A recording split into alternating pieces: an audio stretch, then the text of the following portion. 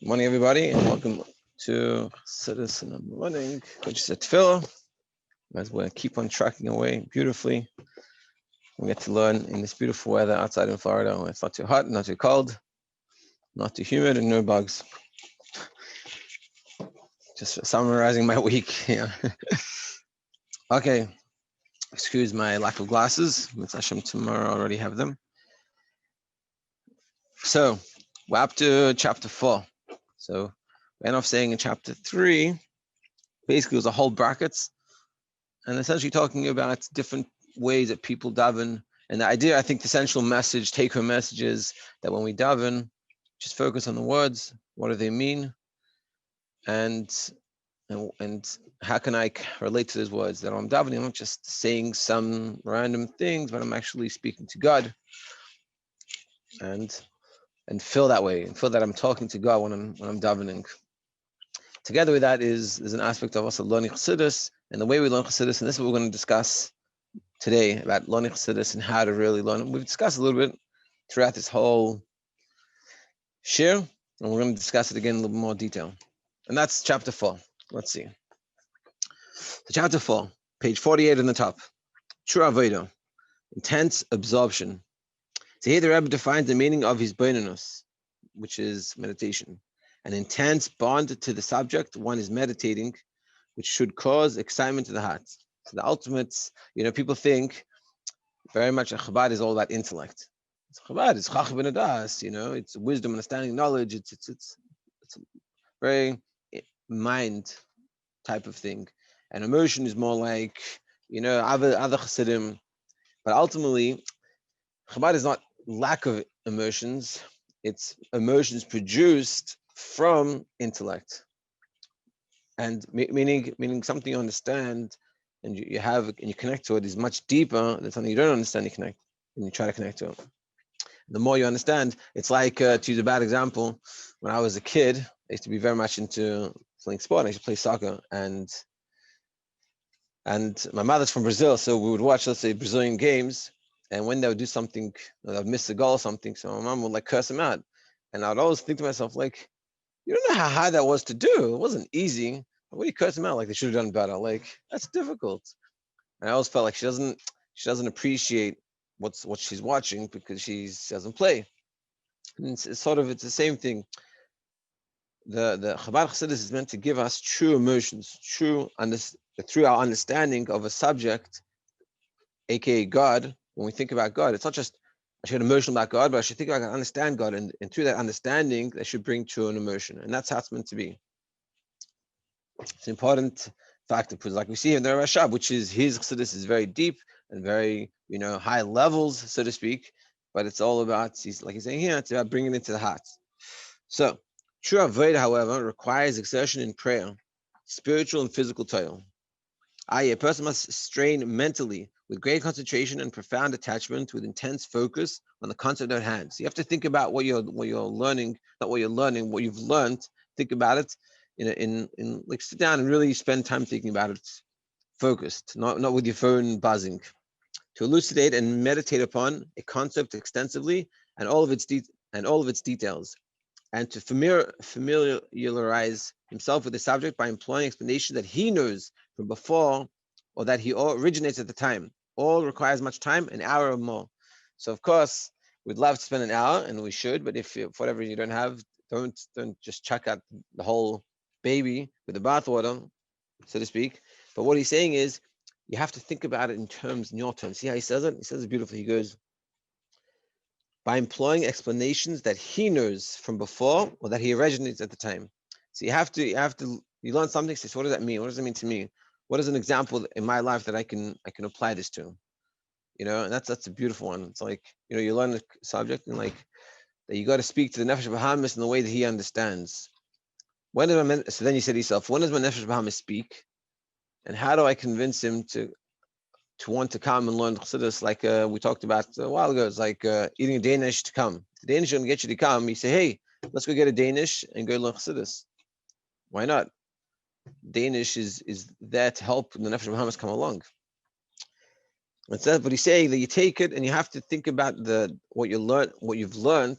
Remember, it's not that It meant to be after the stage you've learned it. You understand the subject. You've learned it a few times. You know what it's talking about. But now you're trying to see, how do I apply that to my life?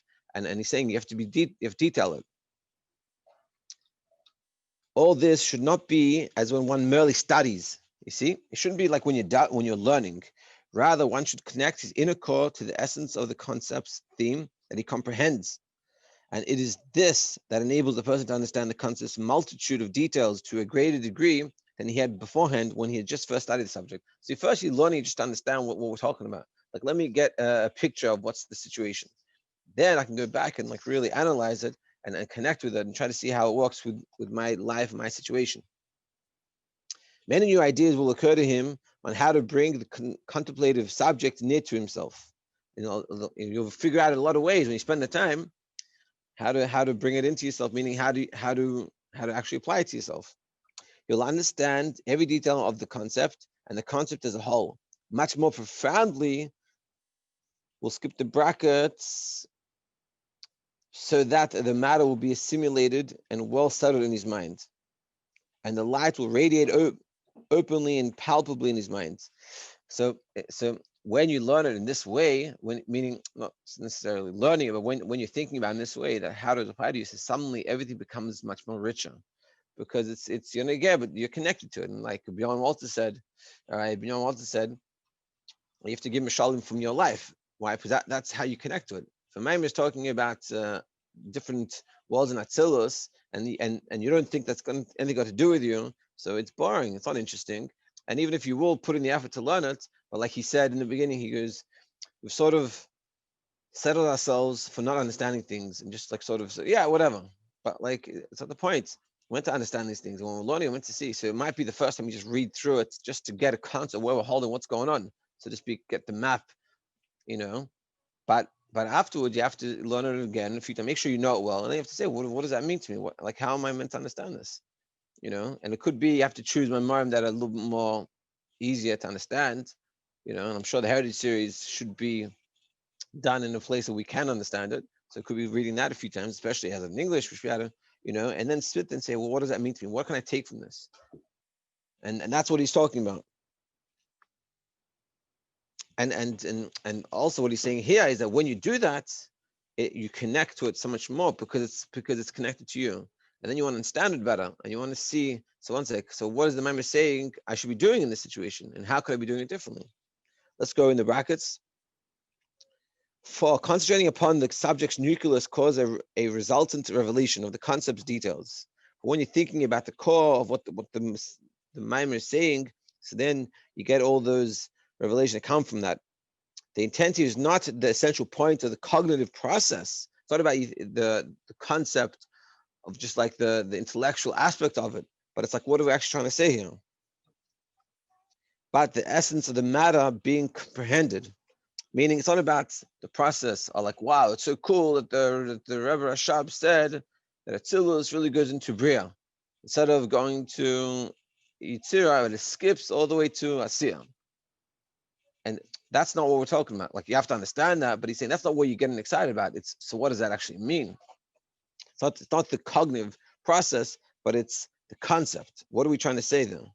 So that the matter will be assimilated and well settled in his mind, i.e. the godly matter will sit securely in a refined state within his mind. That the godly concept, why? Because you've connected to yourself, so it sits there very, very well. And it's also the mind is not talking about random levels that are nothing to do with me, but it's all talking about my life, or how I can serve my life, or how I can think about God differently. Mind and heart, bottom of 48.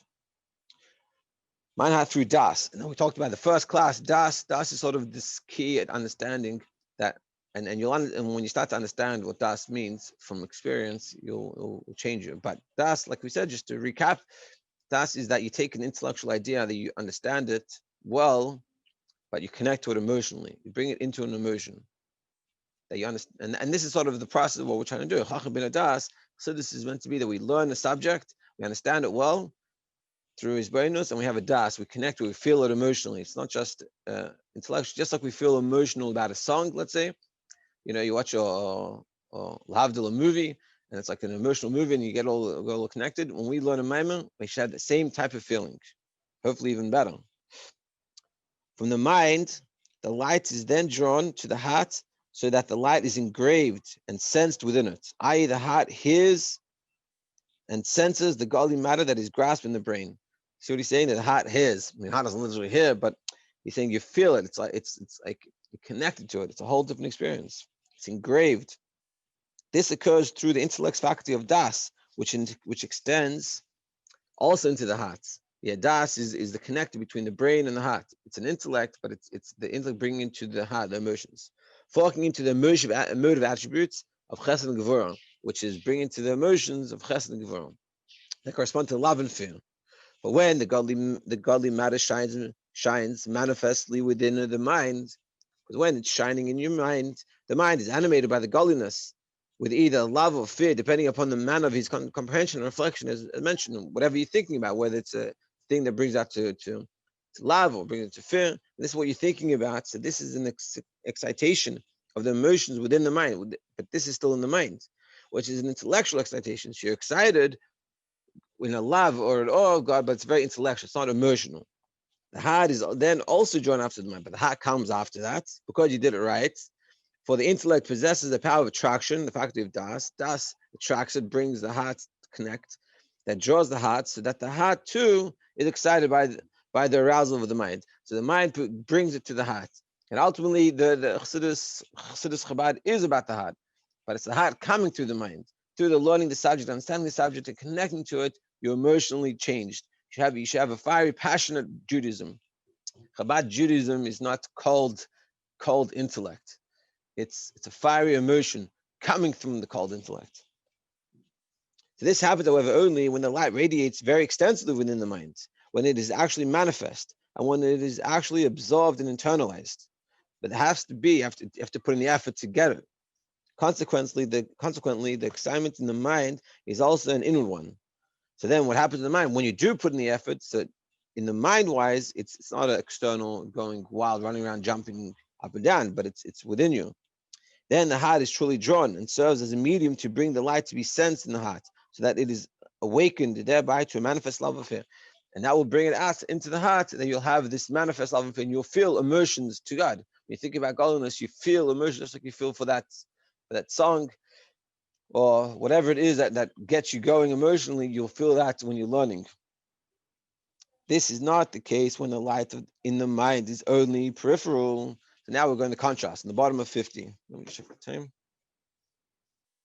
Yeah, a few minutes. Yeah, this is not the case when the light in the mind is only peripheral, whereas if you don't learn it properly or you don't meditate on it properly, in this case, although the heart becomes mildly excited, being drawn after the mind, the arousal is only superficial, disappearing and leaving immediately. It is as if he had never been. And you could sort of say, that, like, I think a lot of people deal with this when they learn Chassidus, and Chassidus didn't change, but nothing changed. They barely even remember what they learned. So even if they do remember, but it doesn't have that change, and it's because it's not just to learn. To learn it, you have to think about it. What is it saying to me? What is it talking about in my world? What is the Rebbe trying to teach me how to live my life differently, or how to seek God differently, or how to understand God better? And we have to really spend that time to. And as Rabbi Binyamin once said, like, we don't necessarily have time to spend an hour before davening, but it's throughout the day you're thinking about it and say, well, what does that mean? And it could be you have to discuss with a friend. You say, I've been learning this thing. I don't know what it's talking about. Maybe my shpia or someone else. But I'm happy to answer any questions. And you think about it, like, well, what does that mean? And you put in the effort and you start it off, and as it goes, it gets better, easier, and more enjoyable, and you'll connect with it. Top of page 52. And in the brackets, an even more minor state of kadus amechin, which is literally like small mind, doesn't attract the heart at all, as exemplified by a child. So the one before, we just said that it does attract the heart, but it's very little, it's very minimal. Whereas here, kadus amechin, so you're using your mind, it's not very well, so it's not as powerful. So it has an effect, but not enough. But the effect of the light in the heart is in proportion to the quality of the light in the mind. The amount of emotion you'll have is the amount of intellect you have, meaning the amount you understand the mind. The more you understand it, the more you really connect with it, and understanding of it, The better you can meditate on it, and the better you can apply it to yourself. Das, force of attraction. Yeah, I don't want to take too much time. I guess we'll stop here, and tomorrow we'll go on Das, back in Crown Heights in Mitzvah Hashem. Thank you very much for joining. Hope everyone has a great day. And if anyone has questions, just stop the recording.